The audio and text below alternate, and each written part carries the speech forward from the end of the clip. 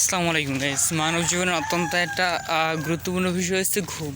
মানুষ তার জীবনের 1/3 সময় কিন্তু ঘুমাই কাটায়। সো গাইস, এইটা মনে হয় আমার ক্ষেত্রে হইবে অর্ধাংশ। কারণ আমি আমার ঘুম এবং আমি আমার মধ্যে ভালোবাসা এবং মিলবন্ধন এতটাই দৃঢ় যে না ঘুম আমাকে ছেড়ে যেতে চায়, না আমি তাকে ছেড়ে যেতে চাই। তো আজকে আমার পরীক্ষা থাকা সত্ত্বেও আমি কিন্তু সকালবেলা আমি পড়তে উঠছিলাম অবশ্য। তো আমি চিন্তা করে আসছি কোপামো এবং 10টা চ্যাপ্টার শেষ করবো আমি, বাট 7টা চ্যাপ্টার শেষ করতে পারছি। এগুলো এখনও বাকি এবং শেষের 3টে চ্যাপ্টার কোনো রকম শেষ করে এসেছি। কারণ আমি পড়তে পড়তে ঘুমাই গেছি, ব্যাপারটা তেমন না। পড়তে পড়তে যখন আমি মনে করছি আমি ক্লান্ত, এখন আমার টাইম হয়েছে একটু বেড়ে যাইয়া জাস্ট শোয়া 2-4 মিনিটের জন্য। তো ওই 2-4 মিনিটের শোয়াটা কেমনে জানি আমার ওটা 20-30 মিনিট রূপ নেয়। 20-30 মিনিটের রূপ নিয়েছে সাময়িক সময়ের জন্য, কারণ এটা আজকে আমার পরীক্ষা ছিল বিদয়। অন্যান্য সময়টা 20-30 মিনিট না, এটা 2-3 ঘন্টা রূপ নিয়ে ফেলায়।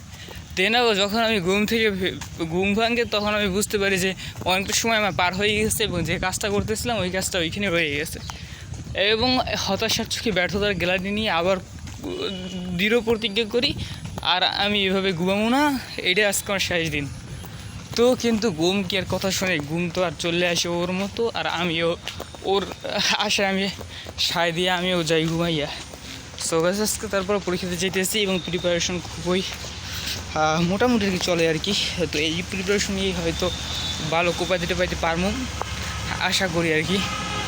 সো গাইস, আপনারা ঘুমের কাছে হার মানেন না, পরিশ্রম করেন। পরিশ্রমী কোনো সময় হারে না, আর যারা ঘুমের কাছে হার মানে তারা জীবনে পরিশ্রমী হয় না।